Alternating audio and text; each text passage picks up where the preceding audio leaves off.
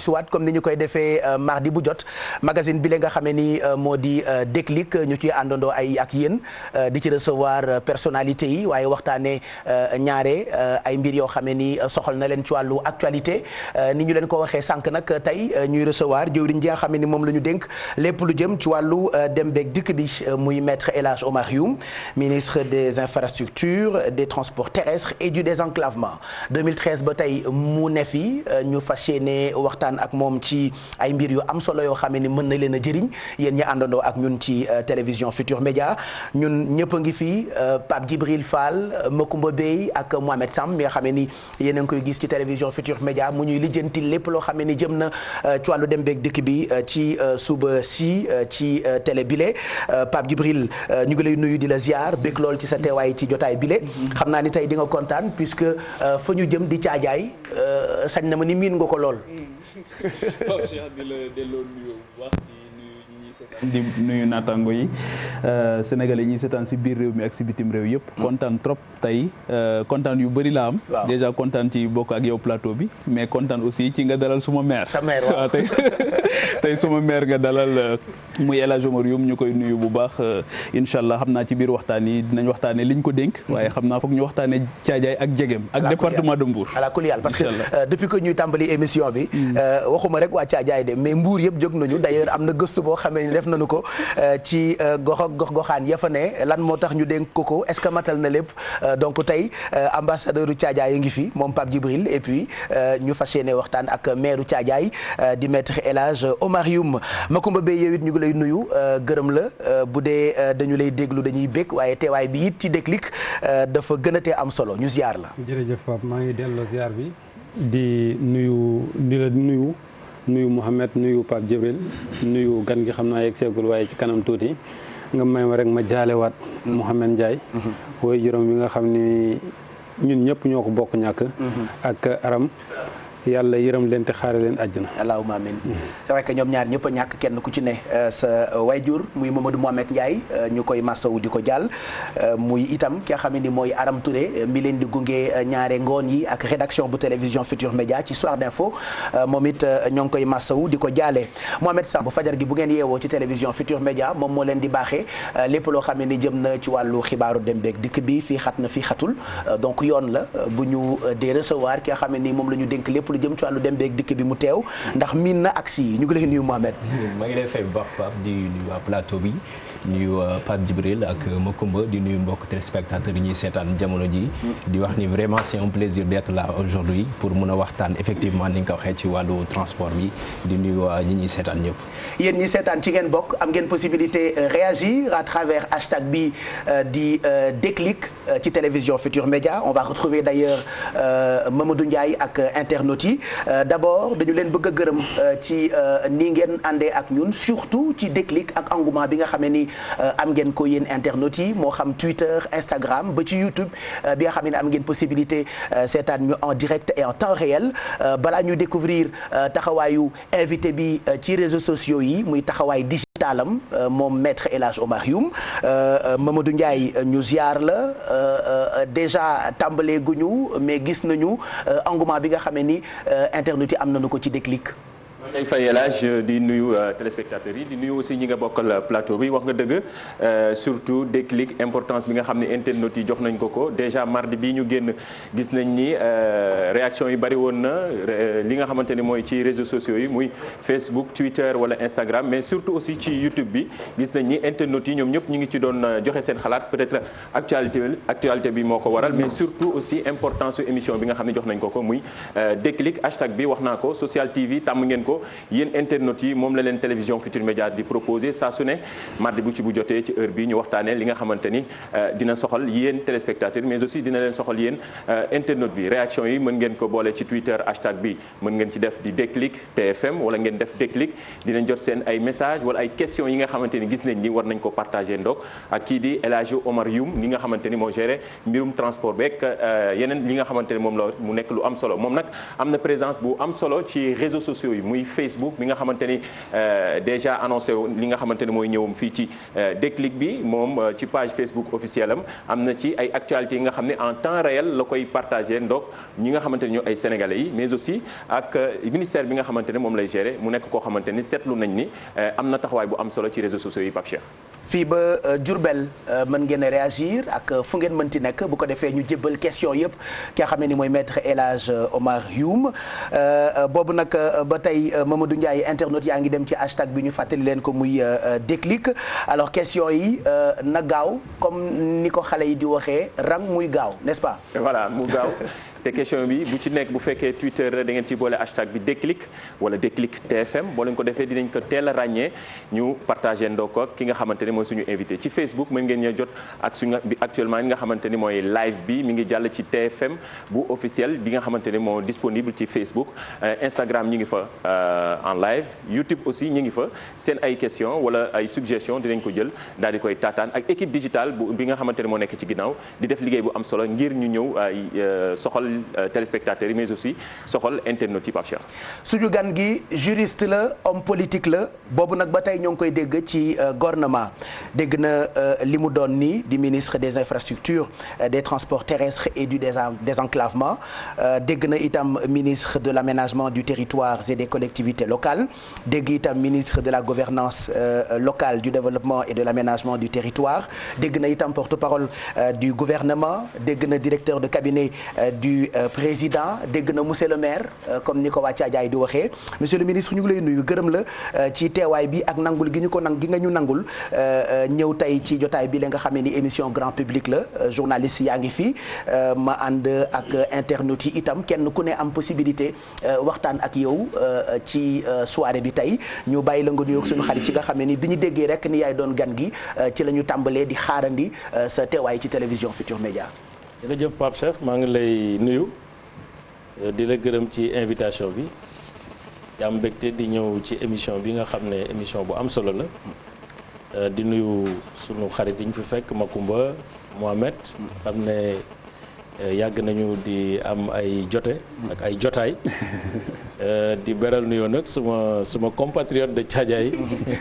on est très fier de lui Pape Djibril nekk suma mbokk nekk suma xarit nekk suma wóllëre aussi ma koy nuyu bu baax di ko sant di ko gërëm di leen andil nuyu waa Thiadiaye comme titre boobu moom am nañ ci solo ñaare buñ dee dalal ku jógee Thiadiaye Pape Djibril xam na ci dara dañu koy bëgg a làkk séeréer waaye man leer na ma ni ab lébu nga bu juddoo séeréer bu juddoo Thiadiaye donc da ngaa gàlle xam nga Thiadiaye moom voilà comme ni mu ko waxee Carrefour la donc séeréer yaa nga fa parce que mooy cinq man di la fogole séeréer mais ma ne la mais sim naa noonu rek bëgg nañu xam naa ni li ñu wàcc ci ay question bëri na dinañu ñëw ci projet yi maa ngi wax sànq ci gëstu boo xamee ni def nañu ko Makumba mën nga maa seede 2013 ba tey ñu koy dégg ci gouvernement moom maître El Hadj Omar Youm juriste homme politique ba noppi itam boobu ba tey rek nga nekk ci gouvernement lu ko waral. Question boobu moom xam naa dina naqaree répondre li ko waral mooy d'abord comme ay way ngëm lañu xam naa ndogalu suñu borom. loolu moom mu ngi ci biir mais aussi bëgg peut-être aussi waa Thiadiaye parce que suñu borom day dogal après am fu mu ko jaarale am ci ay nit yu mu koy jaarale donc te nit ñooñu waa Thiadiaye def naa kenn jiituwu leen ci jàpp naa ne bu ñu la jàppalewul woon bi ngay politique doo mun a yegg si fi ba ñu lay ràññee mais troisième sabab bi aussi mooy président Macky Sall parce que yëf yi tamit du ngóora du ko yàlla dogalee ba pare da koy neex moom ci boppam mu soog a def li nga xam ne moom la bëgg a def dugal la ci gouvernement ñu ko ci sant di ci sant yàlla di ci gërëm suñuy waajur di ci gërëm aussi suñuy mbokk mu ne waajur nag yaatu na mooy maanaam képp koo xam ne rek am nañu ay lien ay relation yoo xam ne nii yéene ak yaakaar ak cofeel lal na ko ñu tàmbali ak wàllu dem beeg dikk bi d'abord sujet bi ñuy njëkk a baaxee téléspectateurs yi mu ngi jëm surtout ci accident yi ñu seetlu dëkk bi ñu tànn nag di Diourbel foofee ba ñu fa demee li ñu seetlu mooy ni ay fan a ngi accident yi daanaka dafa gën bëri waaye askan wi lu ci ëpp li ñuy joxoñ wala li ñuy joxoñ baaraamu tuuma mooy yoon yu baaxut ak parc automobile bu màgget lool mooy premier point bi nga xam ne ni moom la ñuy ibbee waxtaan wi ak monsieur le ministre maître El Hadj Omar Youm ñu dem ci gëstu boobule ànd ceeg Babacar Diouf ak Ndongo Ndiaye. ci ñaareelu semestre année 2020 accident yi bari na lool ñi ci ñàkk seen bakkan ci diwaanu Njaareem seen lim jéggi dayoo mu mel ni ba corona bi jeexee bi léegi accident yi dañoo gën a wullee njaay ci région bi nga xamante ni moo di région Njaareem. corona bi tàmbalee ba léegi parce que transport yi dawatul woon ba nga xam ni accident yi da doon wàññeeku mais bi affaire yi tàmbaliwaatee ubbiwaat yoon yi si le corps sans vie commencé waat di bari am na si maanaam ñu bari ñoo xam ne ñàkk nañ seen bakkan si oto yi ay fukk jàpp fukk ak juróom. chauffeur yi nag ñu tàmm di leen joxoñ baaraamu tuuma ne ñoon ñooy waral accident yi ñu ne nañ leen këccat ci mbir moomu ndax seen yoon nekku ci li ci ëpp dañuy dal ci seen kaw. ñi nga xam ne ñoom ñooy chauffeur professionnel nga xam ne dañoo jàng oto nekk ci tëli bi di daw boo ko seetee li ci accidenté dëgg bariwul koo ci gis mu accidenté ñaare am na particulier bu ko kar wala jakarta kar ko wala leneen. sapeur pompier yi moom ne la watuñu yàndoo ndaxte bés bu nekk dinañ ci génn lu bon juróomi yoon. ndax bis bu yàlla sàkk ñu dinañu woo accident bu moti juróom wala juróom benn par jour loolu nag boo ko calculer si weer bi bu fekkee bis bu nekk juróom par jour donc di nga xam ñaata sorti la ñuy dem pour accident de la circulation. lii lépp nag li ko waral du lenn lu dul oto yu baaxatut te ñu koy wëy di ko teg ci kaw tali bi ñu ciy yóbbu ay nit. changement de parc de automobile boobu moom dañuy séenu guddi ak bëccëg ndax it wax dëgg yàlla oto yi màggat nañ oto bu am 30 ans wala oto bu am 40 ans nga xam ne ki koy dawal sax oto bee ko mag ki moom oto bi amut pexe amut benn pexe at mu jot mu dem tollee ko tegaat ko ci kaw tali bi weñ googu lu ko laal day mokk. mais bu fekkoon ne yàlla dogal nañu changer ñu parc bi ci niñ ko war a defee changement parc nag bokkut ak jaay oto am na société yu fi nekk yoo xam ne dañuy jaay oto mais changement parc mooy nga ñëw taxaw ne oto bu màggat bii nga yor indi ko ma jox la oto bu bees loolu bu yaatu woon accident yu bari dina wàññi ko. beneen facteur boo xam ne nii day tax accident yi gën a yokku di tali yu xat te tamit amuñu panneau de signalisation yi ci war. yoon yi xat na surtout route nationale numéro kii bi route nationale bi xat na xat boo xam ni oto yi des fois mënuñu dugalante waaw yoon bi tamit yoon bi xaw na kii tuuti waaw mais xam naa autorités yi ñu ngi si numéro de kii bi laay wax route nationale bi laay wax de waaw route nationale moom vraiment war nañ ko defaraat ba tali bi gën a baax ba pare ñu signaler ko. waaw baax na trop ñu signaler kii ñu xam doodaan fu mu am virage fu mu am ak fi nga xam ni dañuy interdire pour ñu doubler fa loolu aussi am na solo trop ci usagers yi chauffeurs yi nga xam ni ñoom ñooy dawal. beneen phénomène bu bees génn ci tali bi mu di allo Dakar yi yekk oto yoo xam ne ni xale yi koy dawal lu leen neex lañ ciy def chauffeurs yi ne bu nguur gi bëggoon mu jeex tey mu yem woto yu màgget ak ay yoon yu baaxut gëstu boobu la ñoo ngi ko jëlee ci dëkk bu ñu naan Diourbel ñu ci gërëm bu baax Babacar Diouf ak Ndongo Ndiaye ak rédaction bu télévision Futur Média loolee mooy point bu njëkk bi nga xam ne nii dañ ciy waxtaan ak monsieur le ministre xamaguma nag kan laay njëkk a passe bal bi Pape Djibril Makumba wala Mohamed mi nga xam ne ni miin na wax lu dem beeg dikk bi mais Makumba laay njëkk a jox moom muy waaj provocation. non boo ko tuddee provocation. parce que man sama invité la faral de toute façon. waaw d'accord mais non man dama bëggoon a ubbee livre bi. livre bi nga bëgg a ibbee parce que waaw mais nañ est-ce que duñ bàyyi Mouhamed comme moom mooy yëngu ci lii bis bu yàlla sàkk miin na ko lool sax mu tàmbalee loolu donc accident yi Mouhamed gis nga gëstu bi ñu ci def waaw Pape déjà ñu ngi koy rafetlu ndax gëstu bu am solo la boo xamante ni jot na tey ñu xam effectivement lan moo xew ci tali bi ndax defe naa monsieur le ministre ubbee na ko si njëlbéenu kàddoom moo di tey fi ñu war a mën a taxaw ci dëkk bi ci wàllu circulation bi gis nañ monsieur le ministre bi mbas bi ñëwee am na ay matuwaay yu ngeen jëloon ba ci état d'urgence bi mu amee fan yooyu nemmeeku nañu accident yi wàññeeku na bu baax a baax wala bu fekkee accident dafay am guddi gi à partir de 22h dem 6h du matin ci lay gën a bare. alors gis nañ tey est-ce que jotul kon ñu war a mën a réinventer le transport public de voyageurs yi nga xamante ni bu fekkee dafay am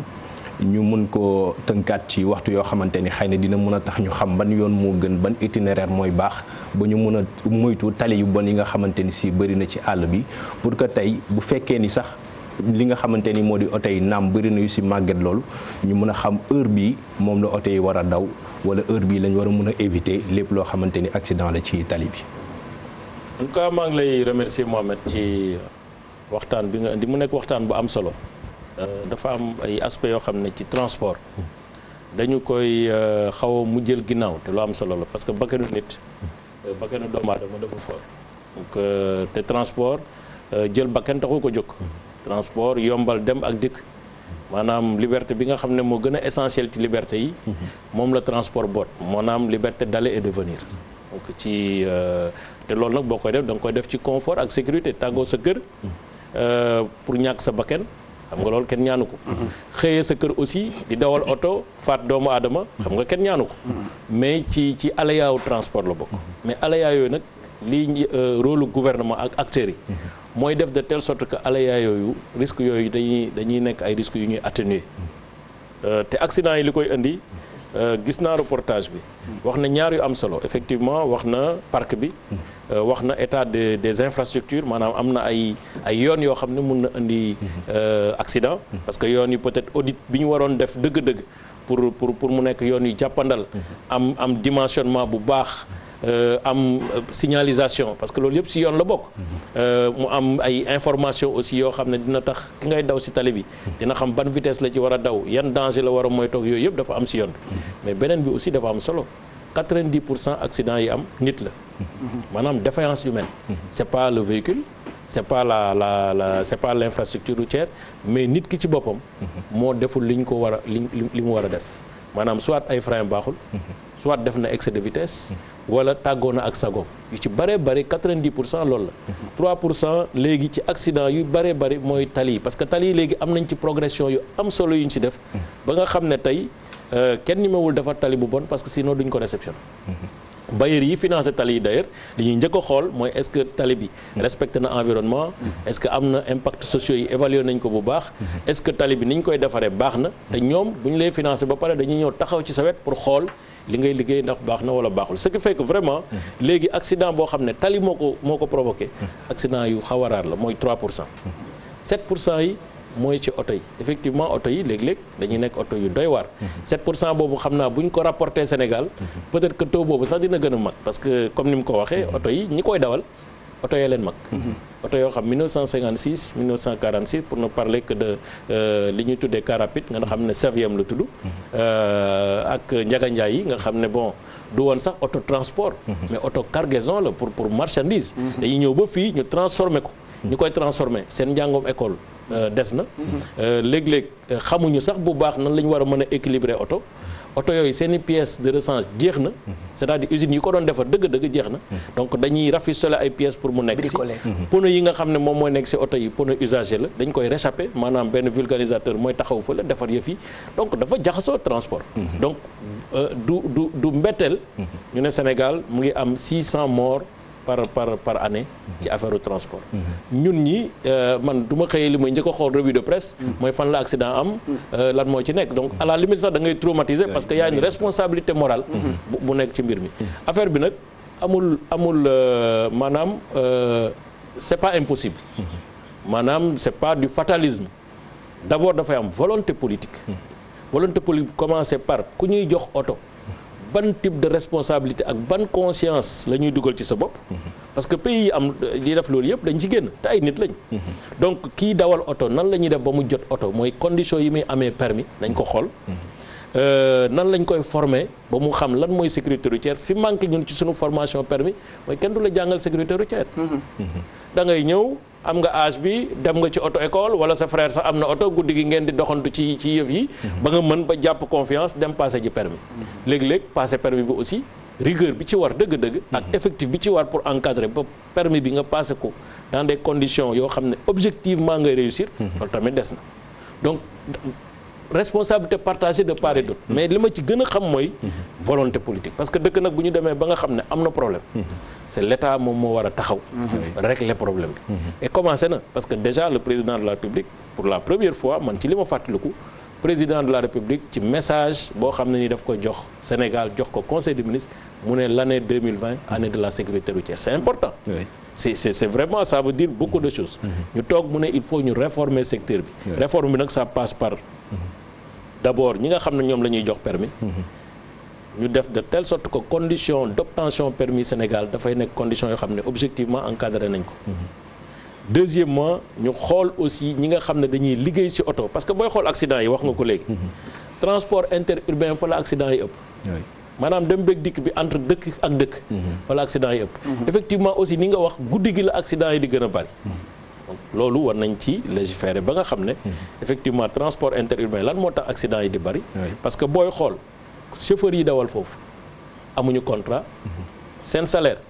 dañ koy dégg rek amuñu retraite amuñu temps de repos mais chauffeur boo gis nag kuy dawal 5 heures du matin ba 23 heures minuit ci ngoon wax dëgg yàlla dina am problème donc loolu lépp ensemble la ak li mu wax renouvellement parc bi je pense que loolu moom aussi lu ñu jar a wax la mais aussi oto yi ñu soumettre leen à des conditions d'âge te loolu loi d'orientation bi ñu voté le 3 juillet 2020 ci assemblée nationale posé na déjà les grands principes directeurs ci ni ñu war âge oto yi dañ ko war a def durée d'exploitation oto yi dañ ko war a gérer en tout cas pour oto buy def transport public caractéristique oto yi aussi dañ ci war a ñëwaat mais aussi jël oto taf fii yëngal fële comme camion bi def jéye bi nga xam ne mu ngi ko def ci Nord Foire kii el bi elu camion nangam la el bële elu kii la châssis bi châssis beneen oto la yooyu nga xam dañ koy def ba nga xam ne oto bi aussi moom ci boppam insécurité la loolu war nañ ko xool transport daal tey bu ñu koy résumé góom bi dëgg li ñu war a xeex dëgg mooy insécurité bi am ci transport insécurité bi nag mooy accident yi ak parc bi nga xam ne wax dëgg yàlla parc boo xam dañ ko war a remplacer bu gaaw a gaaw la mais ci parc bi dagguma la Pape dafa wax ni ci reportage bi daf ko interpellé waale waxuñu renouvellement boo xam ne da ngeen di indi oto yi dañu ko jaay renouvellement parc la ñu wax renouvellement boobu lan ngeen ci fas yéene def pour jàppale leen ci boo comprendre un peu secteur bi di nga xam plus ou moins li mu bëgg a wax mooy maanaam am na ay oto yu ñuy jaay fii c'est pas ça donc nan la ñuy améliorer acquisition matériel roulant pour opérateur de transport yi loolu nag pour ñun li ñu gis mooy déjà ci loi d'orientation bi def nañ lu ñu tuddee fonds de développement des transports terrestres fonds boobu dafay servir de garantie d'abord ci ñaari levier benn bi mooy day accès au crédit pour les opérateurs de transport daf koy yombal deuxièmement dafay caractéristique oto yi nga xam ne moom la état bi di accompagner pour acteurs yi jënd ko dañu koy définir de n'importe quel oto dañuy xool ay caractéristiques oto yoo xam ne oto yu baax la ay voitures yoo xam ne c'est moins polluant yoo xam ne mucc na ayib pour ñu mën ko dem jëndi mais troisièmement aussi peut-être ñoom garantie bi ñuy am parce que boo jógoon tey di jëndi sa oto yow rek taux bi ñu lay wax taux commerciaux yi la 11% 13% 12% avec les banques donc fonds boobu li muy def mooy bonification taux d'intérêt yi ba nga xam ne wax dëgg bu doon 3% maximum wala 4% ñu abal la oto sur 5-10 ans selon taille oto bi ak catégorie oto bi ñu mën ko kii donc loolu xam naa lay wax mais c'est sûr que nag lu ñu jël oto yi di ko maye parce que amul benn état boo xam ne da ngay nekk ci activité commerciale parce que transport activité commerciale la ñuy jënd outil bi lay jox ngay jënd di jaay ñu la koy may loolu defe naa xel àggul foofu ci tali yu màgget yi loolee itam yan matuwaay ngeen ci jël dëgg la parc bi màgget na bëri na ci ay oto yu màgget loolee moo gën a yaatu ci pourcentage u accident yi fii ci Sénégal mais boo demee ci ay dëkk yu bëri doo mën pratiquer normalement tali yi. c'est vrai que tali yi war nañ ci gën a def ay effort mais def nañ ci ay effort yu bëri. déjà tali yi Sénégal. booy xool ci réseau classé maanaam réseau bi nga xam ne réseau route bitumée parce que yoon yi dafa bari ay façon am na route en piste mooy terre route en terre am na route bitumée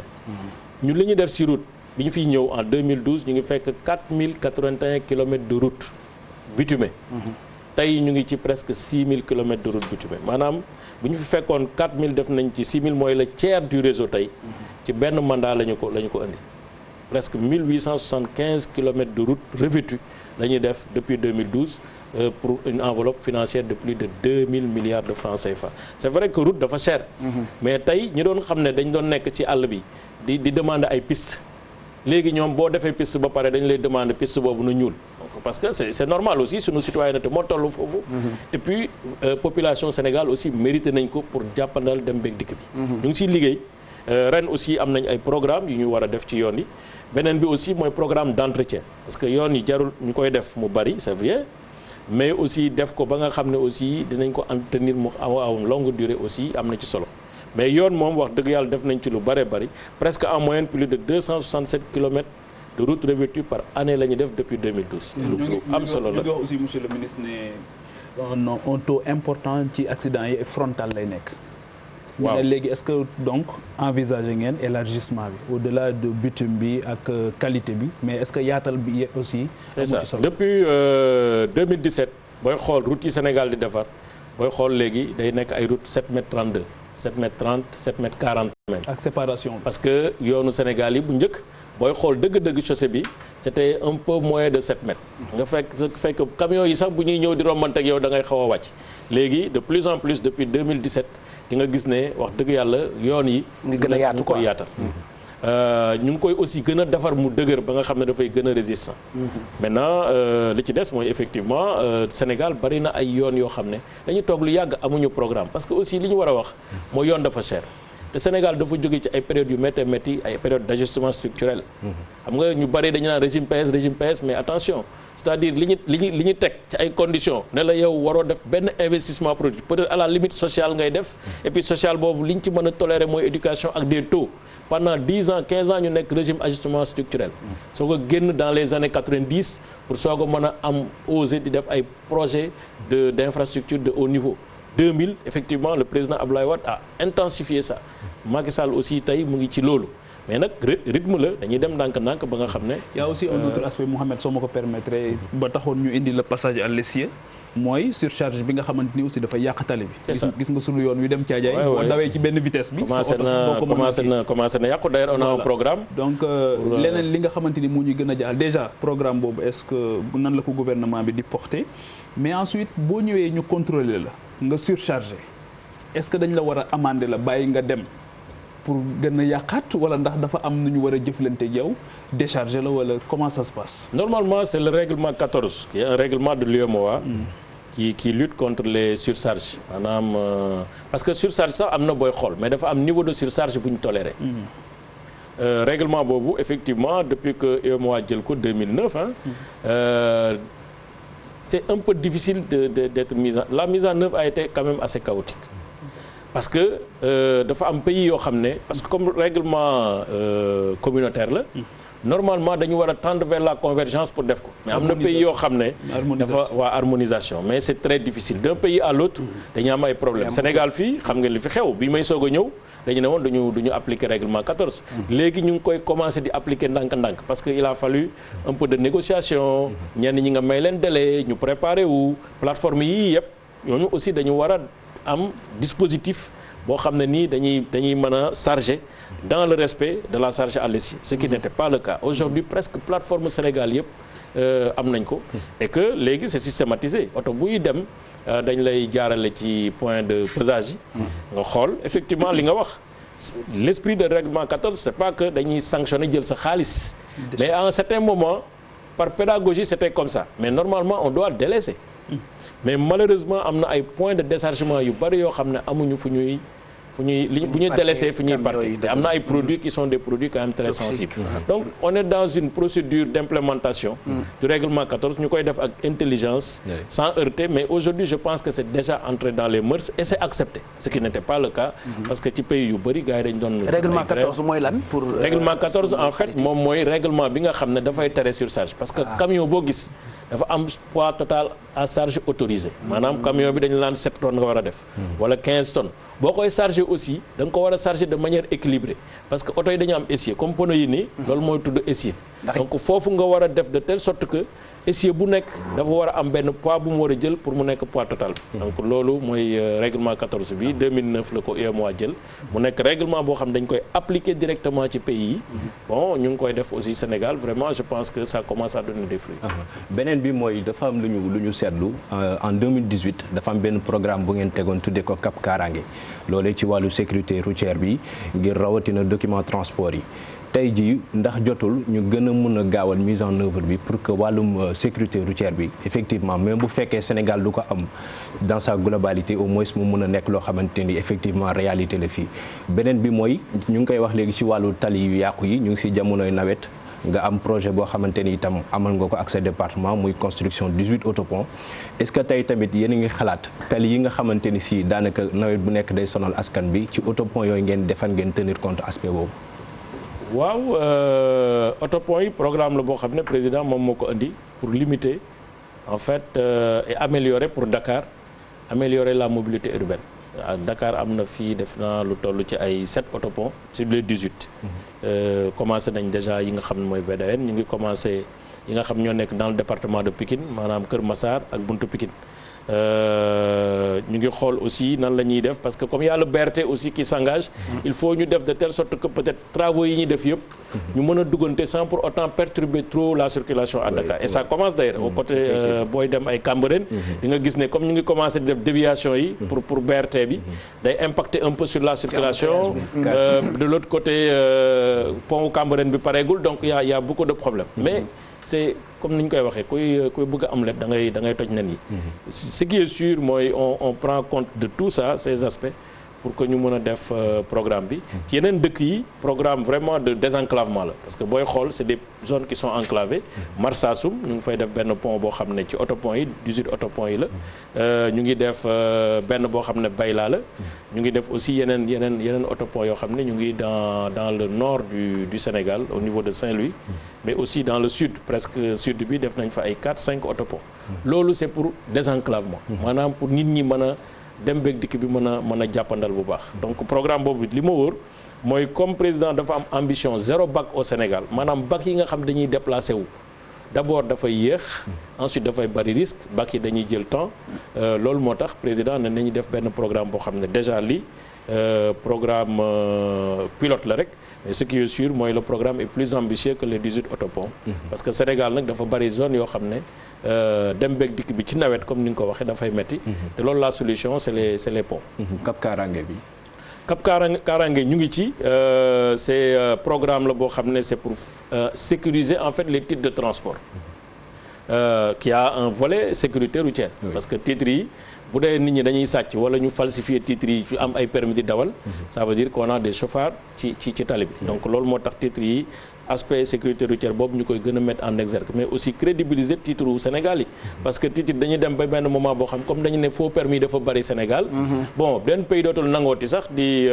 am ak yow ay coopération 800 000 sur les 3 millions voilà donc c'est quand même important 800 000 sur 3 millions c'est presque 30% des titres donc loolu moo tax Cap Karange bi indi crédibilisation ak sécurisation titres yi tey dafay wane d'ailleurs parce que ci base de données bi ci 1 million et quelques titres yi nga xam ne ñu ngi koy defar da ngay gis ne titres yi nekkuñu ci base de données donc ça veut dire que c'est des faux permis qui étaient en circulation et détenus par des chauffeurs est-ce que loolu tamit est-ce que c'est vrai que c'est bien de renouveler sécuriser mais est-ce que mafia boobu nekk à côté aussi di ngeen ko traquer ba nga xamante ni dina am ay sanctions yu exemplaires ba parce que à chaque fois on cherche aussi des voies pour contourner moo tax rek ma ne bu ñu sécuriser la procédure d'obtention sécuriser c'est-à-dire à tous les niveaux ñu teg fa les hommes qu'il faut d'abord parce que système moom ak nu mu mënti mel nit ñi ñoo koy doxal nit ñi ñoo koy defar ñoo koy contourner donc il faut que nit ñi aussi gën a am conscience à commencer par nous-mêmes qui sont les fabricants du permis am ay nit ñoo xam ne ils sont fiables procédure bi fiable nit ñi di jaar fi ñu war a jaar parce que permis ak ay immatriculation ak yooyu amul intermédiaire c'est-à-dire que c'est des services publics qui sont gratuits et qui sont accessibles alors Pape Cheikh soo ma ko permettre rek pour ñu revenir sur la loi d'orientation bi nga xamante ni moom moo amoon le 23 juillet le 3 juillet 2020 oui 2020 li tax mu am solo c'est parce que mooy li tëwoon secteur du transport depuis 1960 mooy que ñu organiser ko ba ñu comprendre lan mooy système transport les différents acteurs yu ci nekk parce que secteur bu xaw a jaxasoo la te bu am solo la ci réew parce que réew boo mën di tukki tey li lay gën a impressionné bu fekkee ne réew mu nar a dem développé la da ngay gis ne transport bi am na fu ñu ko teg et les différents acteurs ñoo ngi ciy waxtaan léegi ci coulisses yi ma ne ko di nga dem si dëkk boo xamante ni taximan bi ngay jël ci aéroport bi sax moo lay jàngal l'histoire et la géographie de ce pays ci ni mu lay accueillir bëgg loolu réew mi déjà donc du point de vue de la formation du point de vue de l'identification des rôles ak responsabilité des acteurs loi d'orientation bi lan la ci dëxëñ et les lois ne sont que des lois mise en œuvre bi tamit yan jéego ngeen ci fas yéene def ba nga xamante ni du nekk encore une loi de plus boo xamante ni day ñëw mais acteurs yi duñ ko mën a jëfandikoo parfaitement donc ce qui est le plus important ci loi d'orientation bi mooy déjà l'aspect organisation du secteur maanaam tey li jafe woon ci secteur bi parce que secteur bi dafa pluriel diversifié et puis avec des organisations assez éclatées tey au moins on a mis en place le Conseil national du transport terrestre Conseil national du transport terrestre boobu c'est un organe fédérateur en fait des acteurs parce que état li koy gën a sonal boo bëggee def réforme mu am plusieurs syndicats syndicat bi ne d'accord naa 4 syndicats ne d'accorduma après c'est assez difficile donc le conseil national là organe paritaire la il y aura les membres de l'État donc ñi nga xam ne ñëpp dañuy yëngatu ci transport ministère de l'intérieur forces armées ministère du transport économie finance ba pare mu am des membres de droit ni ñu ko commencé tëggee xam ne membres de droit yooyu mooy les vrais acteurs du transport et les usagers parce que nit ñi li ñuy fàtte mooy transport dafa am chauffeur am opérateur maanaam le propriétaire mais am aussi usager et malheureusement nous et loolu laay reprocher toujours suñu mbokk transporteurs yi ma leen di nuyu au passage ñoom dañuy jàpp ne rek ñoom c'est les seuls acteurs du transport boo nee permis dañ ko réformer ñu ne non kenn du ko réformer je leur ai dit mais ñaata permis la ñu am 1 600 000 permis yéen ñaata ngeen ci am peut-être moins de 400 000 permis et on fait pas une législation pour une catégorie de personnes on fait une législation dans l'intérêt général donc il faut pas dire permis duñ ko laal lii duñ ko def lii duñ ko def parce que intérêt ñëpp la ñuy sauvegarder pour trancher donc loolu la ñuy war di bàyyi xel donc usagers yi dañu am solo ci transport et comme ni ko Pape Djibril waxee service la c'est un service public que l'État doit exercer mu déléguer sa puissance publique à des opérateurs mais normalement l'État doit toujours veiller et doit rester responsable de la qualité du service public loolu suñu responsabilité surtout bu fekkee ne yéen a ngi jël xaalis di ko ci def en plus Dakar Dem Dikk aftu xaalis bi ngeen ci injecté est-ce que loolu tamit la conséquence ne devrait pas être un service de qualité est-ce que service public bi tamit parfaitement voilà loolu la ñu war a améliorer c'est-à-dire li améliorer service public bi mooy d'abord que le service soit rentable moi je pense que aussi transport war nañu commencer di interroger wu sur la rentabilité du secteur parce que quand même booy xool le transport urbain bi nga xam ne moo gën a nekk sunu cat ci Sénégal nga xam ne offre de transport bi dafa inférieur à la demande de transport transport boobu dafa xaw a maanaam nasax li ko waral benn la ci effectivement ñàkk organisation ak ñàkk doole mais aussi secteur bi dese naa rentable bu baax loolu nag état war na ko xool nan lay def ba nga xam ne dafay compenser parce que service public moom ñaar moo koy doxal soit nga fay le vrai prix du service pour am la qualité ou bien nga fay le prix social mais en même temps nag l'État va venir compenser le prix social loolu defe naa aussi war nañ ci waxtaan bu baax a baax ba nga xam ne vraiment dinañ am rentabilité du secteur opérateurs yi mën a investir li ñuy gagner ci secteur bi dans la qualité de service. Moi je pense le premier signalement que je veux donner à la communauté c'est que mars 2021 qu'on commence quand même à avoir au Sénégal un parc automobile de qualité mais aussi des acteurs bien formés qui sont dans un processus réel de professionnalisation. waaw loolu moom war nañ ko kii en se disant que peut-être d'ici 2022-2023 vraiment le visage du transport au Sénégal devrait changer. Voilà, parce que il nous faut un service d'entretien bu am qualité pour sénégalais yi ba tey ci gëstu yi bu ñu desandee ci wàllu dem beeg dikk bi monsieur le ministre yamuñu Dakar kese bi ñu jógee Diourbel dañoo dem Linguère foofee ak sa Daara ak Louga nee ñu tali bi baaxul ba tax ñiy jëfandikoo yoon yi ak askan fa dëkkee ñu ngi toll ci ñaxtu ba ñu fa demee fekk nañu fa Mamadou Moustapha Ndiaye mi ñu fa teewal ak Omar Ka ñu déglu gëstu bi ñu jagleel. yàqu-yàqu yoon yi nekk fii ci Jolof indil na njàqare dawalkatu oto yi ak client yi rawatina yoon bii nga xam ne ni moo jóge Daara jëm Louga kii moom dawalkatu oto la. metti rek wax dëgg yàlla mu defar ko rek dëgg yàlla mu defar ko nag ndax yoon bi moom wax dëgg yàlla diggante bi am na client quoi waaw wax dëgg yàlla am na client moom wax dëgg yàlla moom bu ñu ko defaroon moom dina baax trop parce que itam nag di daw ci yoon woo xam ne nii di fay say lépp boole ko nag di daw say oto di paan ak yooyu dafa métti wax dëgg yàlla. ki nga xam ne nii moo jiite regroupement des transporteurs bu Daara moom jàpp na ne yoon bi luñ war a defar la ndax bari na borom oto yoo xam ne nii dawlatul ndax oto yu yàqu te buñ ko defaree dina tax oto yi nga xam ni dañuy jógee Fuuta maanaam moytandiku li nga xam ne moo di autoroute à péage bi mën a jaar ci yoonu Louga bi jëm Dakar. kenn mënatut a dem kenn mënatut a dikk te risques yi ci nekk dafa bari am na ñoo xamante ne bii ay gan lañ souvent dañ fiy ñëw duñ min yoon bi dafa jaadu min yoon bi moom da nga koy min léegi du yoon woo xam ne da ngay ñëw rek dem. parce que boo xoolee lii ñu tiim rek oto yi dañuy cëppeelu donc ki nga xamante ne bii xamu fi su ñëwee ba egsi fii mën naa indi leneen te accès bi dafa nekk accès boo xamante ne bii day doxal dëkk bi day doxal mën naa ne sax souvent oto yi Fuuta yi mën nañ fi jaar parce que léeg-léeg fee day xat léegi boo nee damay dem Dakar rek benn voie nga am benn voie mooy péage bi donc te vraiment fii bëri na ñoo xamante ne bii tey bu baaxee mën nañ fi jaar en tout cas ñi ngi béyiwaat xel ke ci ne di wax président mu bàyyi xel ci yoon wi ci nu mu gën a gaawee nag. Aljuma Ka mi ngi koy dëggal. yoon bii de yoonu Louga bii moom laa doon waxtaan ak sama waay gis nga kii Louga la jëm mais oto yi sax bu doon oto yi soxlatuñ sax ku tudd Louga kii maam dama koy yóbbaale bu daal lay wàcc mu jéem a def marché bolo pour mu dem Louga ndax nakaraay yoon bi dafa lim représenté ci àdduna dafa bari parce que Louga mooy région bi su demee nag ba yow dem région dootoo ko mun a am xam nga ne coon dikk na yoon bi lim yàq ci ay bagage ci oto ak tey li tumrank tey ci biir Jolof ngir yoon bi kenn xamul ñaata la ñun dañ ko jooy ci télé jaay ko jooy ko ci communicateur jooy ko ci WhatsApp jooy ko ci rajo émission yi ñuy def ndax lii ku gis lii nga xam ne lii c'est pas normal te représentant bi mooy premier dans l'histoire awa bu Touba bi moo nekk Azem bi moo nekk Ndar bi moo nekk Kees bi moo nekk Tivaouane bi mooy jaar lépp lim undu lu bari la. askan wi nga xam ne nii ñoo nekk ci Jolof ñoom nag ñu ngi ñaan nguur gi ñu soppi rang-rang yi def ko ay tali. mën a jàppale ci yoon côté bi soxla na ko Daara Richard Toll soxla na yoon boobu day war a mën a génne def Daara Kambu Mbalaxe bu tey ni ñaasante def Richard Toll ba tey Daara Njum soxla na yoon boobu day war a mën a génne Daara def Mbalaxe def Amali Taskere def Mafre. génne croisement terrestre soir mu dem Njum direct. axe boobule diggante Daara Jolof la ak Louga yoon wa baaxul askan wa wax ko ñi nga xam ne itam ñooy jëfandikoo yoon woowee ñoo ngi kaas boobu ba tey te du foofu rek. bëri na ci ay goxaan yoo xam ne ni boo demee ci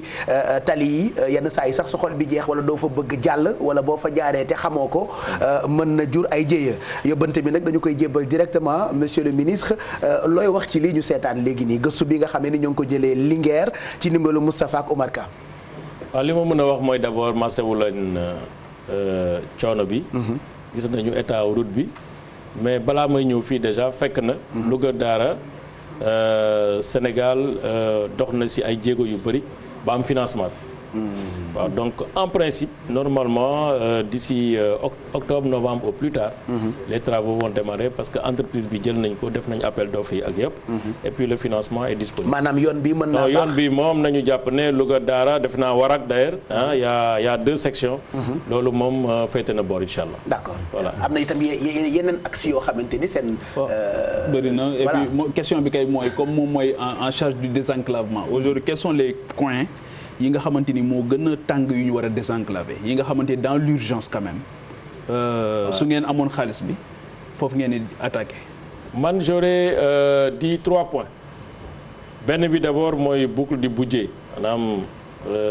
boucle boobu ci booy xool entre Sédhiou ak boucle du Fouladou war nañ ko defar parce que nag président dafa ne équité territoriale. dafa am ay zones yoo xam booy xam indice accessibilité route bi dafay faible booy xool au niveau régional day bien mais au niveau départemental mel ni Médina Yoro Foulah gis nga département boo xam ne depuis ñu créé ko amul benn 1 kilomètre de bitume te loolu incha allah septembre ñu commencé di saafara loolu ci nord bi je pense que Dandemayo lu ñu war a désenclaver la après avoir désenclavé l'île à Morphine xam nga tu foofu tamit Podor ak li ko wër dafa nekkoon zone boo xam ne zone bu enclavé la parce que zone bu bari ndox la su ndox amee village dañuy coupé wu bu fa dem léegi di nga gis ne wax dëgg yàlla def nañ fa liggéey bu mucc ayib benn programme de presque 500 et quelques kilomètres boo xam dugal nañ ko foofu pour désenclaver plus de 700 ouvrages hydrauliques lañ def foofu tey Podor peut-être am na benn quelques axes yu fa des ci île à Morphine bi mais féete na boor Dandemayo je pense que zone la boo xam ne dafa am richesse am potentiel agricole risicole sax ba pare nag aussi ñu war ko defar bu baax déggoon ngeen d'ailleurs dafay 1 an ay yëngatu yu amoon foofu ay marche yoo xam ne population Matam Dembankaan yi ñu ngi doon kaas pour ñu am tali ce qui est tout à fait normal tey état bi mu ngi vraiment dans des dispositions vraiment très avancées pour mun a am financement wu yoon boobu déjà on est en train de discuter sur les financements de la route ça veut dire que vraiment enclenché nañ processus bi jàpp nañ la aussi fii ak fin année 2020 dinañu am entreprise am ay éléments précis pour xam ban jour la ñuy commencer mais incha allah ci année 2021 bi yoon boobu dañuy commencer travaux yi bu soobee yàlla. mais ren ñan la ñi nga xam ni seeni yoon dinañ pare ren ci atum 2020 mais ñi seeni yoon di pare ren bari na mënuma ko lim fii parce que yoruma kayit yi aussi parce que bëgguma di inventer ay yoon yoo xam ne xanaa kon ay yoon yu gàtt la. mais yoon yi ñu def déggoo mën a la ñun ci benn mandat dañu def presque le tiers de notre tissu routier bitumé le tiers c'est-à-dire 1875 kilomètres pour 2000 milliards de francs ci année bu nekk presque 267 kilomètres de route bitumée la ñuy def loolu nag boo xoolee par rapport ak année précédente yi di nga xam ne c'est une performance donc yoon yi ñu ngi koy liggéey dina pare ci sunu gox am na ay yoon yoo xam ne déjà defe naa gis naa ko seen télé bi njaga ñaaw Sandiara gars yi di demander yoon parce que ñu defar yoon bi yoon boobu aussi dinañ ko commencer caajaay ngeeñeen xam naa ne caajaay ngeeñeen yoon bu intéressé sunu mbokk caajaay yi la ak ngeeñeen loolu aussi dinañ ko commencer donc vraiment am na ay projets yu bare ci yoon wax dëgg yàlla lu baax du doy mais nag def nañ ci ay jéego yu am solo maintenant nag dafa toll ne tey citoyen Sénégal dañ koy gën di war a mettre dans des conditions de bien-être dem beeg dikk bi dañ ko war a gën a def ba nga xam ne dafay jàppandal loolu ñu ngi ciy liggéey incha allah mais je pense que le bilan du président Macky Sall ci affaire infrastructure routière wax dëgg yàlla bilan ba am solo. monsieur le ministre lii Macoumba laaj am na solo ndax ci PAP 2 bi boo xoolee on envisage c'est attendu une baisse des recettes parce que tey jii boo xoolee dina wàññeeku trop Mali rek li doon jóge fi di dem Mali rek ci transport global bi 88% moom moo ko polarisé woon est-ce que tey jii di ngeen am xaalis bi parce que ci Covid la ñu nekk tamit crise la ñu toll est-ce que tey li Macoumba wax ne est-ce que fii waxuma la ren mais déwén ak ginnaaw déwén est-ce que di ngeen am xaalis bi pour mën a faire face à ces urgences. non dinañ am xaalis bi parce que tali yi lu si bëree bëri financement extérieur la. lu ci bari à part une partie boo xam ne dañ koy financer ci BCI mais lu ci bari financement extérieur tey booy xool yoon bi nga xam ne peut-être ci biir Dakar Cambérène VDN bi mu ngi nekk problème yoon boobu dinañ ko pare incha allah parce que incha allah septembre octobre on reprend les travaux financement bi nga xam ne dafa desoon 7 milliards pour ñu war a defaraat pont bi ba nga xam ne pont bu baax lay nekk dëppoo ak li population Cambérène bëgg dañ koy commencer donc loolu amul benn problème donc yoon yi nga xam ne commencé nañ ko déjà ren suñu budget ci yooyu lay nekk pour finaliser ko donc suñu budget ren presque booy xool du am programme bu bees waaw loolu mooy plan de relance bi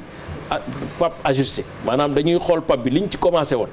te Covid bi impacté ko ba nga xam ne peut-être dina am ay jafe-jafe ñu jël suñu budget orienté ko sur la mais financement extérieur xanaa moo tax du ngeen ko jox les entreprises nationales sénégalaises non yoon yi moom yu ci bari entreprise nationale lañ koy jox CSE entreprise nationale la sociétaire entreprise nationale la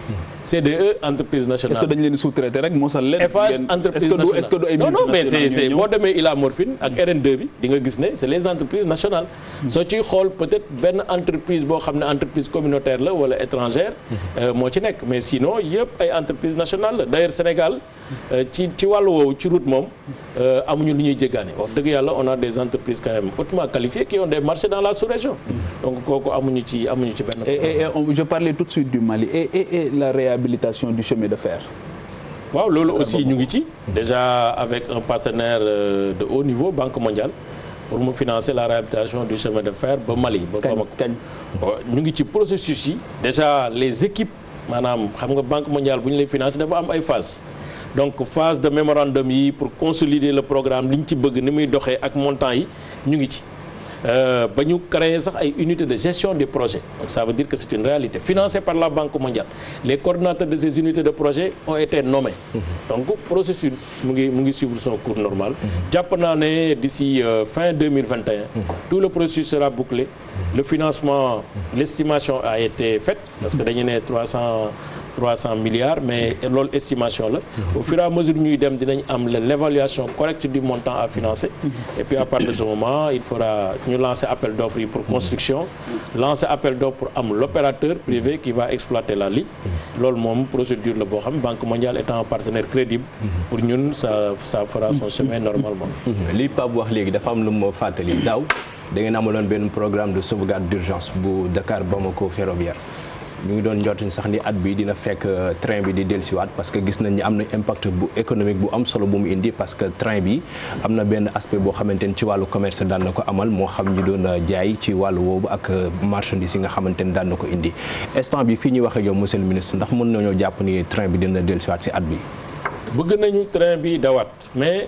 train boobu li ma ci mën a wax mooy luñ ci mënti def te ànduñu ci ak Mali bëgg-bëgg rek la mais du am sax jeexital. parce que pour mu ñoo ko bokk.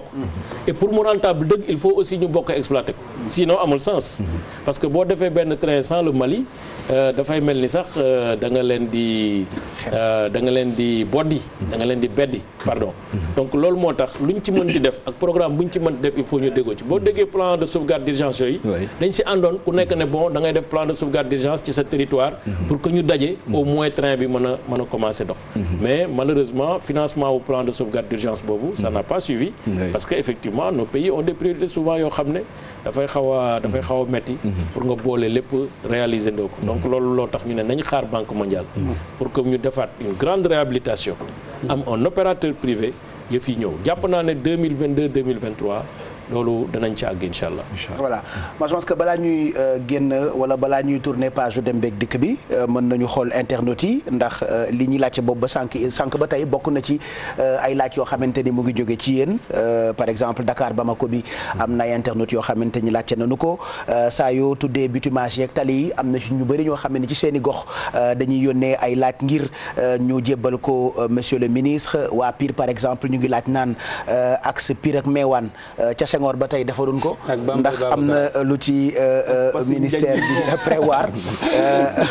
ajoor yi itam yónnee nañu ma ñoom it seeni message di laaj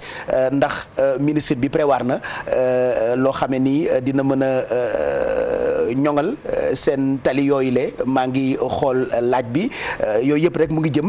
ci wàllu dem beeg dikk bi ak jëwriñ ji donc yoon la kenn ku ci ne fa nga ne nga yónnee sa question donc internet yi nga xamee ni ñooy suivre depuis sànq ñu jël seen ay question yi nga xamee ni yitteel na dem beeg dikk bi Mamadou Ndiaye. Pape Cheikh question yi bari na xam naa ne ministre bi mu tàmbalee rek ci yoon yi moom ci la question yi daal di ñëwandoo ku nekk di wax jafe-jafe yi nga xam ne yaa ngi koy am ci sa gox. question bi jiitu mooy bu ñaa Diallo bi nga xam ne sur Twitter la ñu ko posé moom dafa laajte kañ la li fas yéene yokk yoonu Kër Massar passant par Malika ñu beneen lim ci dolli mooy Yëmbal Nord ak Sud ak ba ci Tali Diallo yoon boobu kañ lañ ko fas yéene yokk. ban yoonu Tali Diallo la Kër Massar lay wax la route des Niayes voilà loolu moom déjà ministre de l'économie maa ngi koy nuyu nga xam ne moom waa Pikine la mu ngi ciy xeex pour ut financement donc jàpp nañu ne effectivement route des Niayes dafay nekk luy améliorer mobilité bi ci Dakar ñu ngi xeex pour ut financement bi xamuñu nag ndax dinañ ko am ren wala déwén lañ koy am mais kooku jàpp nañ ne priorité la ci Dakar pour ñu defaraat yoonu route des Niayes mu gën a désenclavé jaara parce que foofu boo fay jaar di nga gis ne vrai problème la donc ñu ngi defar déjà benn autopont à Kër Massar bu ñu amee financement route des Niayes bi mu jaar comme fi mu ko waxee noonu dina gën a jàppandal donc ñu ngi ciy xool nan la ñuy def pour financement bi incha allah voilà beneen question bi mooy toujours dañuy desee ni Dakar ndax fii mi ngi soxal waa VDN beeg section Cambérène Golf kii moom dafay laaj moom Moustapha Kamal Ndaw dafay laaj kañ la fas yéene yeggali liggéey boobu. waaw kooku wax naa ko defe naa ci biir waxtaan bi donc en principe fii ak le 15 septembre fin septembre au plus tard. travaux yi dinañ commencer incha allah. ndax yoon boobu dina continuer ba Saint-Louis. waaw loolu la ñu bëgg c'est-à-dire ñu ngi waaj a def section VDN 4 bi en partenariat public privé parce que comme ni ma ko waxee ñu ngi commencé quand même di def xaalis bu bare ci yoon bi te léeg-léeg aussi c'est bien que ñu liggéey ak secteur privé bi pour def partenariat public privé. ak kan.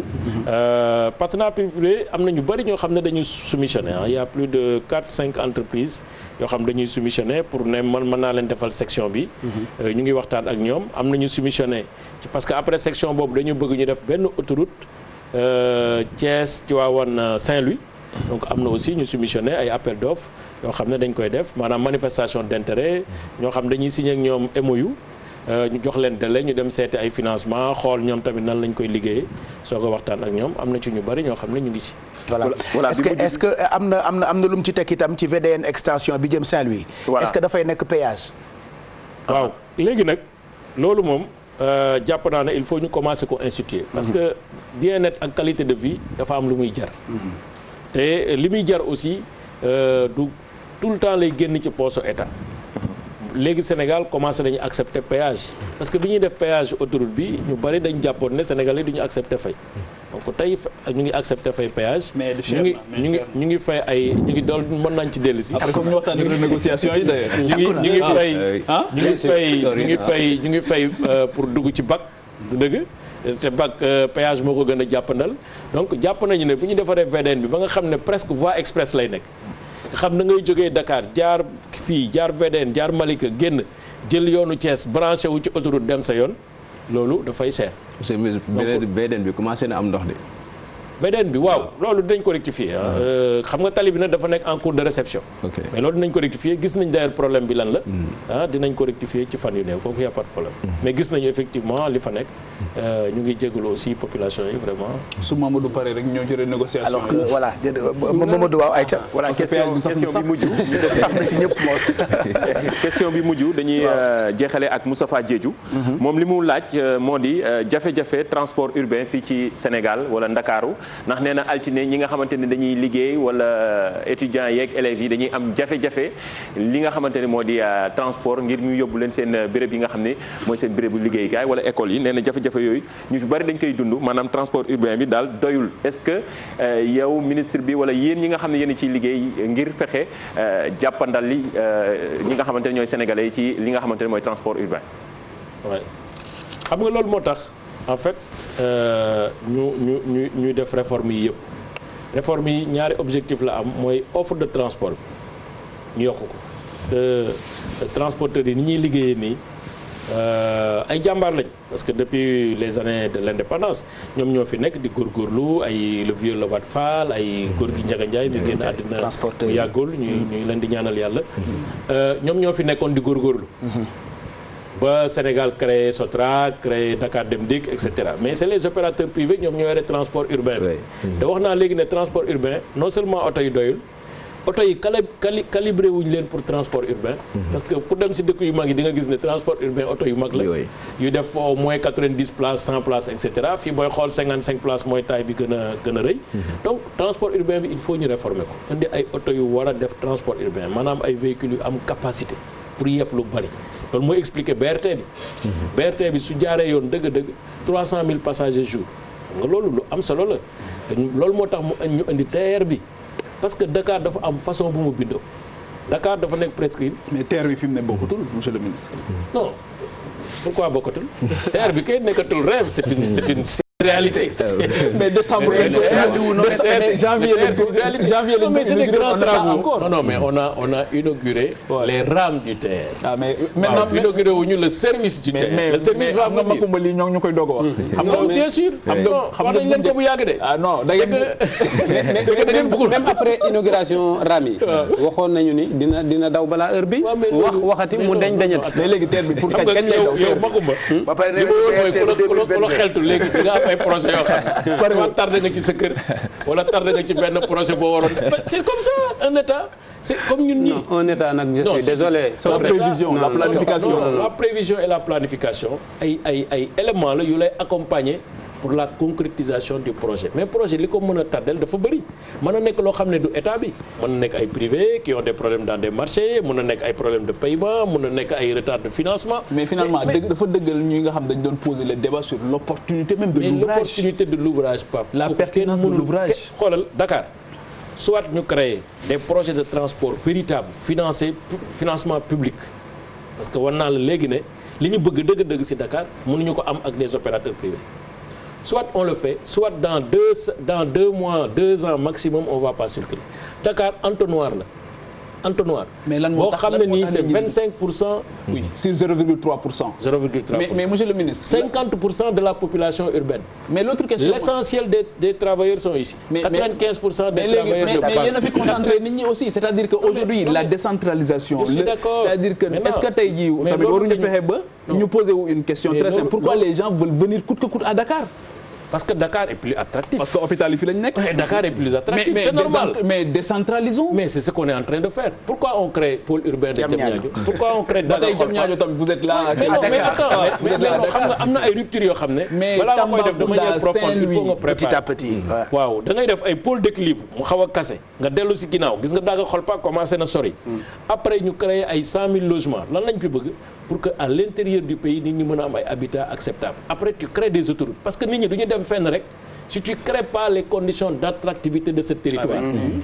conditions fiscales, nan ngay def ba entreprise yi dem fa mu am incitation, nan ngay def ba nit ñi bu entreprise yi demee ñu mu am lu ñu fa dëkk et cetera. mais loolu ça devient un vœu pieux parce que loolu aussi acte trois de la décentralisation loolu la waxoon. des territoires viables, compétitifs, porteurs de développement durable. Oui, acte trois c'est en 2013. À l'arrivée, on en a encore là, monsieur le ministre. Ça devient un vœu pieux. Xam nga développement, ça se décrète pas. Munoo rek def acte 3 décentralisation 2013 2020 nga commencé gis tout de suite les fruits. mais 2020 lu ñu gis. xoolal déjà li nga gis mooy déjà yaa ngi fen boo namee fu mel ni ay dëkk yi zone économique spéciale yi ñu ngi commencé di ñëw dëkk yi ku fa demoon avant acte 3 nga dellu fa après acte 3 di nga gis ne. am na ñoo xam tur rek la ñu changé jógee communauté rurale ñëw ci commune dem ci département mais en réalité au-delà du statut les budgets changent. Les réalisations changent. Boo demee foofu aussi di nga gis ne quand même l'ambiance générale de la question. Mais au-delà de la question institutionnelle, c'est le financement, monsieur le ministre. Le financement des collectivités locales, des infrastructures yi nga xamante ni de qualité yi nga xam war na am ci dëkk-dëkkaan yi ba nit ñi bañ a daw ñëw dajaloo Dakar parce que Dakar c'est vrai ça étouffe ñi fi nekk ñoo gën a sonn ku sañoon tey jii boo feebaree Saint-Louis ngay fajoo. ku sañoon boo feebaree Ziguinchor ngay fajoo. wala Thiadiaye ngay fajoo mais systématiquement tout le monde veut venir à Dakar. Oui, mais ça c'est ça la question pour moi fondamentale. Est-ce que li ngeen def ci BRT bi tey mën leen ko def feneen. non mais justement c'est-à-dire que on a deux urgences yoo xam ne nii c'est pas des urgences qui sont en conflit c'est des urgences qui sont confliables. Construire Dakar ba nga xam ne Dakar dafay attractif en dépit de la progression de la démographie. C'est pas inconciliable avec construire les autres territoires pour les rendre davantage compétitifs et attractif pour que nit ñi mën fa dem. Mais les autres territoires sont délaissés aussi. C'est l'impression que nous avons. C'est-à-dire que si aujourd'hui AIBD Dakar, BRT Dakar, TER Dakar, mais finalement tout est à Dakar. Mais tout est à Dakar parce que ça c'est la réalité. 50% de la population urbaine est à Dakar. Mais léegi pour 90% de la population active du Sénégal est à Dakar. Tous les emplois permanents, 87% sont à Dakar. 70% des entreprises sont à Dakar. Mais décentralisons, industrialisons l'intérieur du pays. Mais c'est ça qu'on est en train de faire. Quand tu vois ñu def parc industriel, def zone économique exclusive à Diass, créer Casamance. Zone touristique spéciale. Mais souvent day manquer cohérence souvent c'est décousu monsieur le ministre souvent c'est très décousu souvent day manquer cohérence. dañuy def fii jël une réforme territoriale mënoo ko juger sur 2 décennies. Une réforme territoriale France jusqu'à présent barke démb lañu def seen loi de décentralisation pour encore rétrécir les départements rétrécir les régions parce que c'est comme ça. Mais au moins, ils évaluent rigoureusement. C'est-à-dire que l'évaluation, ça pose problème. Est-ce qu'on a évalué l'acte 3 aujourd'hui? Mais la preuve, c'était depuis Abdoulaye Diouf Sarr qu'ils ont fait les évaluations sur l'acte 3 de la décentralisation. Mais après, suñu évaluer, xool ne y a des choses qu'on doit. Amul woon contribution économique locale amul woon. Mais c'est l'évaluation qui a montré qu'effectivement tey war nañu gën a réarmer les collectivités locales non pas jël ay collectivités locales qui ont la chance d'être dans des zones urbaines et qui ont la patente mais il faut faire de telle sorte que celles qui sont pas dans la zone urbaine puissent bénéficier de la patente. Mais léegi monsieur le ministre léegi ba nga jógee collectivité territoriale yàgg na léegi TER bi kañ lay daw mais TER bi dina daw ci waxtu bi ñuy jàpp ne effectivement TER bi dina ci mooy c'est-à-dire que tey da ngeen di tiital gouvernement ba nga xam ne. non sax ñu may jox date parce que ñun li ñuy jox yëpp dañu naan dañuy wax incha allah xam nga su ma soxla li mu di ko wax mooy boo demee foofu bu ko wax datu TER ko. mais waaw mais bu fekkee ni li ma la mën a wax mooy TER bi tey su doon fukk la ñuy daw. pour àgg fa def nañu 90 yi. maanaam def nañu 9 est-ce que coût bi du yokk. coût bi moom jàpp na parce que mënoo nekk fin de travaux coût du yokk xam nga suñu coût travaux ñun fan lan moo ñuy sonal. mooy impasse mooy maanaam ñi nga xam ne dañuy ñëw fekk TER fi mu nekkoon train bi fi mu nekkoon nga ñëw toog fa après ne du ma fi jógee mais dina daw avant 2020 di jeex. non 2020 en tout cas fin 2020 début 2021. kooku moom mën naa la ko wax. léegi problème yi ay entreprises yi amul problème yi jeex na M1 c'est-à-dire marché plateforme bi marché boobu jeex na maanaam plateforme tey TER la plateforme tey accepté nañ ko à 120 km/h maanaam TER bi plateforme bi jeex na. raay yaa ngi nii ngeen di gis muy daw. ñu koy essayé ku toog guddi boo amee temps mën nga dem gis train bi muy daw. loolu moom monsieur le ministre gars yi nee nañ taxawaay bu yàgg bi aussi day indi ay changé wala ay pièces ak problème dafa am. non loolu ci beneen bi ba ma àggale si TER bi pour mu xam ne TER bi on est à la fin du projet. on n'est pas en début de projet on n'est pas dans un projet sans issue. non parce que projet boo xam ne banque mondiale non mais c'est normal xam nga Dakar lan moo fi gën a métti def des travaux d'envergure. parce que périmètre bi ngay defee travaux ginnaaw raay ku nekk xam na ne mais c'est quand même très aggloméré. ñu ngi souffrir déjà loolu laa doon bëgg a poser comme question tey jii problème mu TER bi au niveau de ginnaaw raay monsieur le ministre nawet bi bu mu ñëwee dafa fekk ni bëri na déjà ay coono yu fi amoon parce que ginnaaw raay yàgg nañ taxaw di dénoncer les problèmes liés à l'inondation TER bi tey fa mu nekk fa tunnel ba nekk dafa taa gis nañ ko bërki démb fan yii yëpp population yi ñu ngi génn parce que déjà ginnaaw raay si wàllu boppam dafa enclavé voie de sortie yi bëriwuñu tali ba fa nekk jugee ci rond point Sibsi bi mel ni ku jëm fële ci poste Thiaroye yi boobu àggul bu ñu bëggee génn ñoom dañuy am jafe-jafe tunnel ba nga xamante ni si tamit fa la TER ba nekk problème la déjà fan yee gis nañ population yi dañoo obligé bi mu taabee ba ndox yu bari dañ doon jël ay charrette di fay 100 francs di jéggi ndox mi xam nga tey loolu projet bu toll noonu nga def ko noonu day mel ni benn investissement à perte est-ce que tey kon yéen jotul TER bi fi mu toll nii ngeen wax concrètement askan bi fan lañ mën a am benn TER boo xamante ni effectivement li nga xamante ni jot nañ ko si def dina mën a rentable mais aussi population bi gis seen bopp ci wàllu opportunité boobu. non loolu moom d'abord da ngay xam ne zone yooyu sans TER da doon inondé c'est-à-dire dafa bari ñoo xam ne dañuy jël inondation yi dëkkal ko TER alors que zone yooyu sans TER da doon inondé. mais inondation bu ñu gis ni fan yi y a des dafa yokk quoi y a 5 ans ci ginnaaw gis ñu inondation bi gënoon na garaaw daaw benn inondation nga fi gis Guinaw Rail Sud defe na Guinaw Rail Sud problème mu canalisation la ñu am ak problème mu assainissement mais loolu c'est pas le TER loolu c'est la commune qui doit quand même prendre en charge ba nga xam ne dañuy def ay travaux parce que am na travaux yu bëri nit ñi dañuy bëgg a profiter ci TER pour ne yéen ñu koy defal alors que loolu ça n'a rien à voir avec le TER li ñu mën mooy defar plateforme def canalisation yi def yëpp demander maire yi parce que déjà il y a beaucoup de choses qui ont été faites par APIX ci au niveau de ces communes là jàppale leen ci ay canalisation jàppale leen ci ay mbir mais am na loo xam ne aussi léeg-léeg maire yi dañ ko war a def en complément de ce qui est en train d'être fait daaw gënoon na fi graaw ay Rufisque ak yooyu yëpp da nga doon gis ay plateforme ci vidéo yi y a moyen quand même de vidéos choquantes ci ay affaire inondation liées au TER mais ndox ma woon daaw moo ñëwul rek bari na boo xoolee pluviométrie Sénégal di nga gis ne quand même on est excédentaire à Dakar mais léegi bu ñu duggee ci renégociation péage bi à chaque fois dañuy gis ni yéen communiqué conseil des ministres yow doo ci wax jonn moo ciy wax SGPR lu tax moom mu ciy wax yow doo ci wax. mais parce que communiqué conseil des ministres. dafa am partie boo xam ne communication président la am partie boo xam ne suivi des directives du président de la République loolu jonn moo koy wax donc bu président waxee benn communication tey ne bëgg naa ministère nga def lii ministère nga def lii ministère nga def lii. Le secrétaire général de la présidence le ministre d'État moom mooy suivre nag instruction yooyu président jox di ko rappeler tous les 15 jours wala chaque mois en fonction de la complexité de l'instruction. léegi lan ngeen di fekk moom loolu moom moo ko war a lan ngeen di renégocier mais su waxee ba pare ñun dañuy compléter. wala ñu wax tamit suñu xalaat. léegi renégociation bi question bi lan la lan ngeen bëgg a renégocier. mais li ñu war a renégocier xam nga négociation moom d'abord kenn du ko andi ci place publique. du dëgg waaw mais de mën nga ne nangam la ñuy waxaale. mais exigence de transparence parce que c'est la société civile bu ko tegoon ci table ji aussi. mais non la société civile en a beaucoup avant parlé. la société civile defe naa président de la République moo njëkk ne. société civile ko yëngaloon de xool lii nañ def lii nañ def lii. société civile ñoo ko secoué c'est bien moi je les respecte beaucoup. secoué waaw c'est bien parce que ñun ñëpp sénégalais lañ. c'est alhamdulilah c'est-à-dire que mais l'essentiel mooy déjà loolu c'est la première phase mooy waxtaan nañu ba ñu wàññi presque 1000 francs ci njëg bi. C'est important, c'est le tiers du prix. su dëgg léegi nag des na yeneen pàcc négociation ñu xool d'abord li ma ci mën a wax mooy déjà nan la Sénégal di duggee ci capitalu société bi lu am solo la bu duggee nan la ñu koy nan la ci def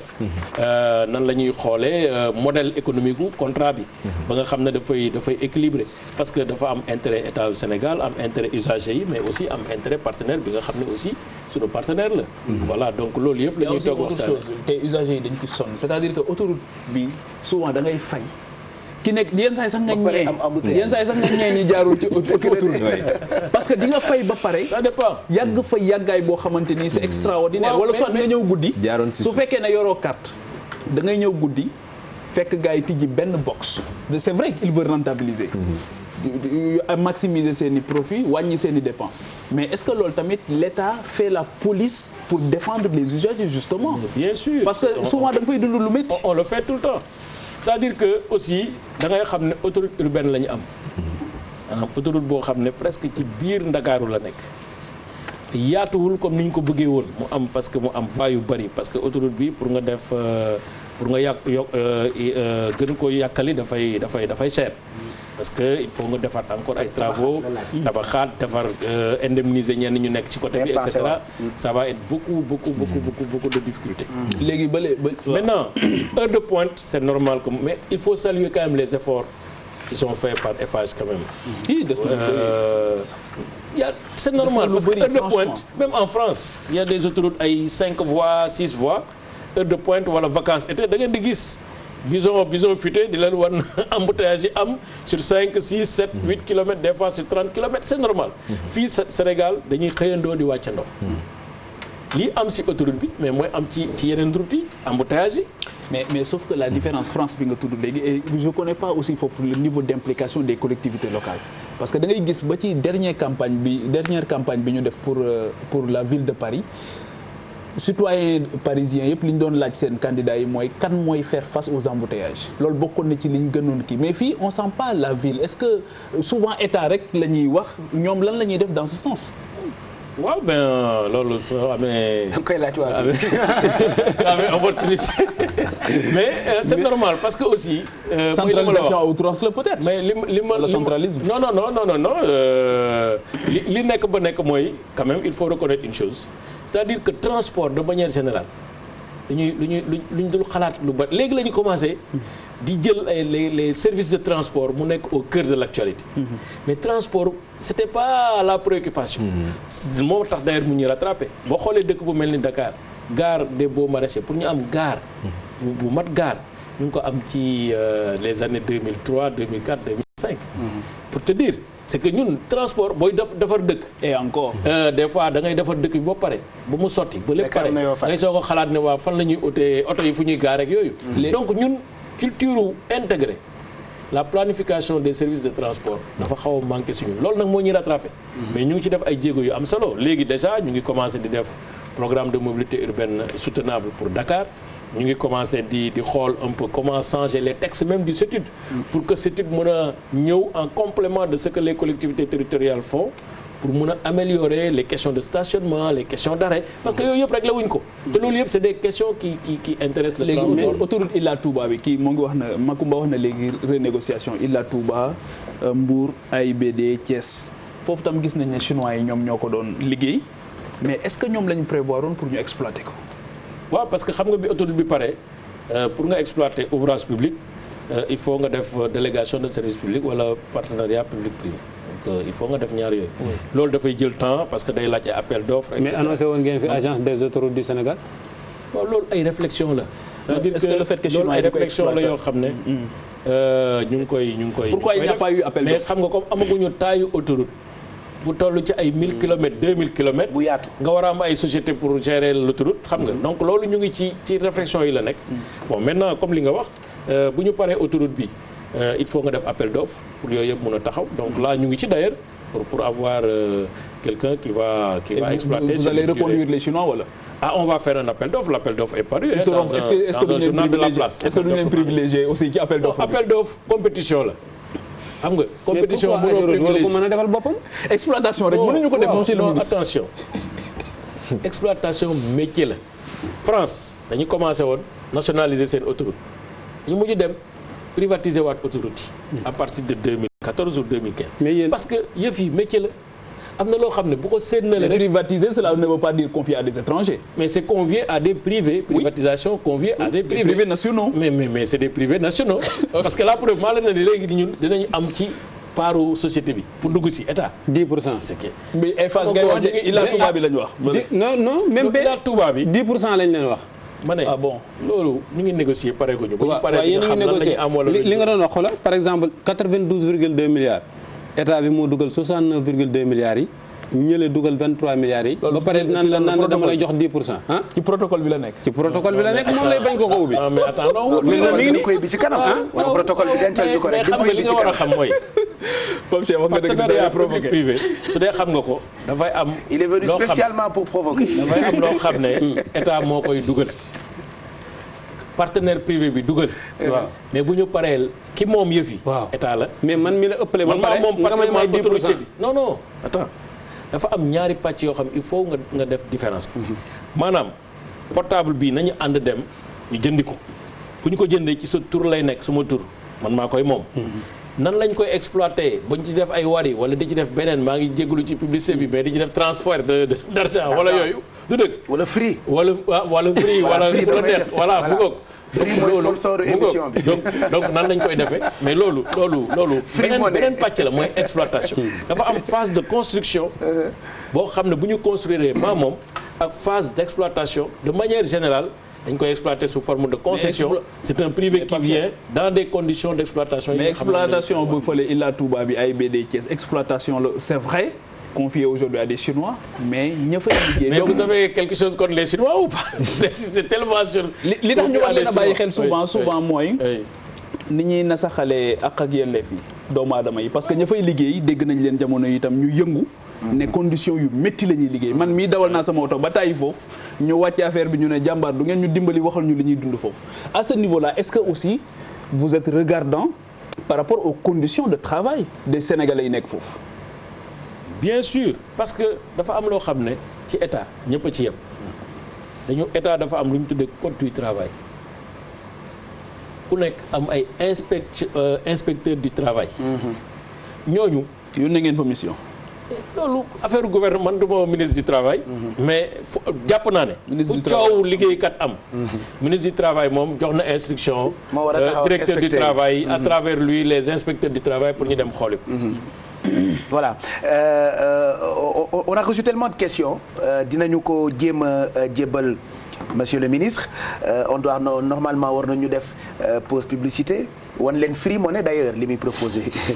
Sénégalais yi loolu moom mënul ñàkk lu émission bi neex du ñàkk ñu wan leen partenaires yi ñu ci àndal ci confiance bi waaye dafa am question boo xamee ni dama promettre Serigne Saliou Seck journaliste la fii ci groupe Futur Média mu ngi King FM ni dinaa la ko baaxee moom mi ngi laaj ab dige boo xamee ni nee na yaa ko defoon ci doléance su promesse électorale la woon ci ajoor yi concernant bitumage yoon yi axe Bambey Mbaba garage ak Mexe te ñoom nee ñu boobu ba léegi ñu ngi xaar bitumage yoon yooyu. waaw kooku moom li ma leen mën a wax mooy déjà président ci boppam bi ñuy def plan de relance mooy PAP ajusté bi. moom moo ne bindal leen ma Bambey Mbaba garage ci yoon. donc loolu moom mu ngi ci PAP bi. déjà dinañu xeex pour ñu def financement bi damay rappeler ne rek. amoon na déjà benn entreprise luñ leen digoon la ñoom. am na sax entreprise boo xam ne damay bañ def publicité boo xam ne jëloon nañ ko depuis déjà 2-3 ans. entreprise nationale. mais voilà entreprise nationale pour insister sur national avec. en gras. alors le droit sénégalais de. les multinationales contournent la législation. tey moom bon d'accord je reste passé mais en tout cas dañu xam ne entreprise bi sélectionné woon nañ ko ba pare. mais comme financement budget état la woon. problème mu avance de démarrage et cetera mais le président a donné des instructions. je pense que ren inchallah on va. mën nañ ci am yaakaar fii ak le début de solution bu soobee yàlla. fii ak waaw ci année 2021 bi. ci année 2021 waaw ci li ma jàpp inchallah. voilà donc defe naa loolu leer na pour ajoor yi donc axe boobule di Bambey Mbaba garage ak Mexe loolee la ci ministre bi tontu am na sax kuy laajte yoonu Bakel beeg Tamba 250 kilomètres national 1 bi ba léegi mënuñu fexe ba tàmbali ko. waaw léegi déjà ñu ngi def Tambacounda Goudiri Kidira yoon bi avancé na bu baax am nañ financement Kidira Bakel yoon bi avancé na bu baax jàpp naa ne ci biir année bi dinañ ci am confirmation financement appel d'offres et cetera pour ñu mun ko def yooyu ay projet la yoo xam ne président ci boppam moom moo koy suivre. Tivaouane Pambal Noto. waaw Tivaouane Pambal Noto aussi mu ngi ci PAP bi. bon maintenant aussi problème de financement mooy li ma lay wax dafa am yoon yoo xam ne bu dee financement extérieur la.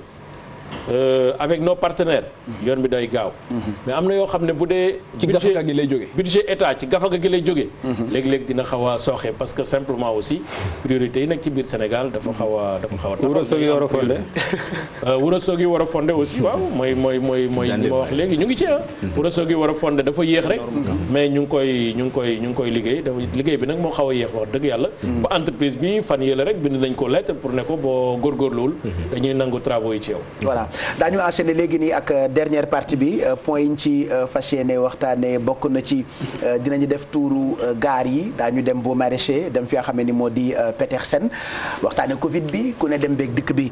xam ni daanaka impacté yi bëri nañu ci wàllu dem beeg dikk bi fii ci Sénégal daañu waxtaanee politique ñëw ci crise u Mali keroog rek ñoo ngi ko doon waxtaanee ci déclic bi ci télévision Futur Média dinañ ñëw itam